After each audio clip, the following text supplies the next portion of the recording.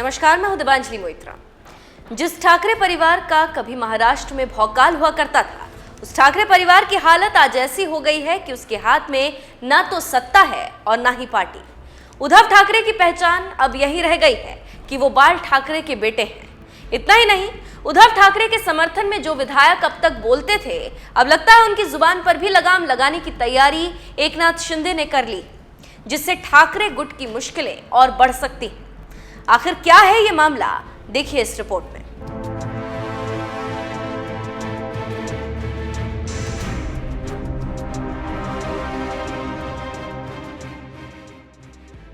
बाल ठाकरे ने जिस शिवसेना की नींव रखी थी, उसे पाल पोस कर बड़ा किया था। उनके जाने के बाद उस शिवसेना पर पूरी तरह से उनके बेटे उद्धव ठाकरे का अधिकार हो गया था और शिवसेना का एक एक कार्यकर्ता उनके पीछे खड़ा हो गया था। मगर जैसे ही उन्होंने सत्ता के लिए अपनी विचारधारा से समझौता करते हुए एनसीपी और कांग्रेस जैसी पार्टियों का सहारा लिया और महाराष्ट्र के मुख्यमंत्री बने, माना जा रहा है कि उसके बाद से ही शिवसेना कार्यकर्ताओं का विश्वास उद्धव ठाकरे से कम होता गया।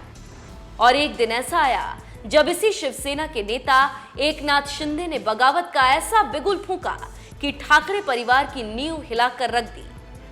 आज के वक्त में ठाकरे परिवार की हालत ऐसी हो गई है कि ना तो उनके पास सत्ता रही, ना पार्टी का चुनाव चिन्ह रहा और ना ही पार्टी रही। एक एक कर सब कुछ एकनाथ शिंदे ने उद्धव ठाकरे से छीन लिया। और आज के दौर की राजनीति में शिवसेना मतलब उद्धव ठाकरे नहीं, एकनाथ शिंदे हैं। शिवसेना पर पूरी तरह से अधिकार हासिल करने के बाद मंगलवार को ही शाम 7 बजे मुंबई के ताज होटल में पहली बार शिवसेना की राष्ट्रीय कार्यकारिणी की बैठक बुलाई गई, जिसमें पार्टी के विधायकों, सांसदों और नेताओं ने हिस्सा लिया।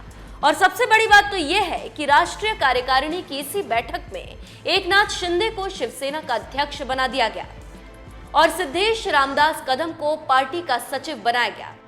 बैठक के बाद महाराष्ट्र सरकार के उद्योग मंत्री उदय सामंत ने इस बैठक में लिए गए अहम फैसलों के बारे में जानकारी दी।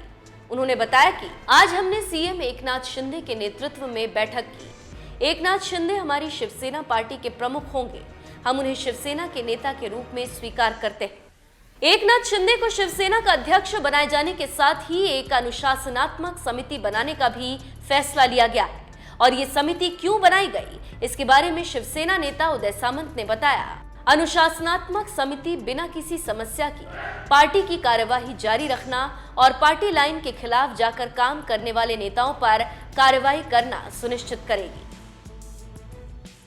उदय सामंत ने उद्धव ठाकरे के समर्थक 16 विधायकों का नाम लिए बिना बता दिया कि अनुशासनात्मक समिति ऐसे विधायकों के खिलाफ कार्रवाई करेगा जो असली शिवसेना यानी एकनाथ शिंदे वाली शिवसेना की पार्टी लाइन से अलग कोई बयान देता है। अब जितने भी विधायक उद्धव ठाकरे के समर्थक हैं, वो चाहकर भी शिंदे की शिवसेना के खिलाफ कोई बयान नहीं दे पाएंगे और अगर ऐसा करते हैं तो उनके खिलाफ पार्टी कार्रवाई कर सकती है। और इसके लिए अनुशासनात्मक समिति की जिम्मेदारी दादा भूसे और शंभुराज देसाई को दी गई है। कार्रवाई करने को लेकर कोई फैसला लेंगे।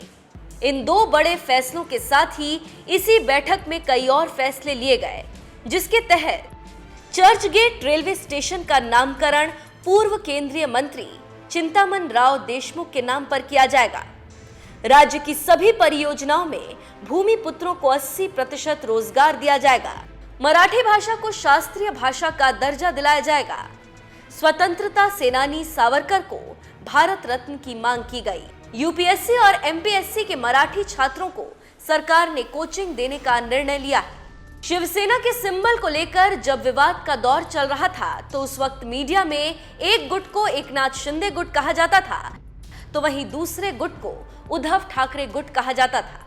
मगर चुनाव आयोग के फैसले के बाद जैसे ही एकनाथ शिंदे गुट को शिवसेना का सिंबल भी आधिकारिक तौर पर मिल गया, तो अब शिवसेना अध्यक्ष एकनाथ शिंदे चाहते हैं कि मीडिया में उनके समर्थकों के गुट को शिवसेना कहकर बुलाया जाए।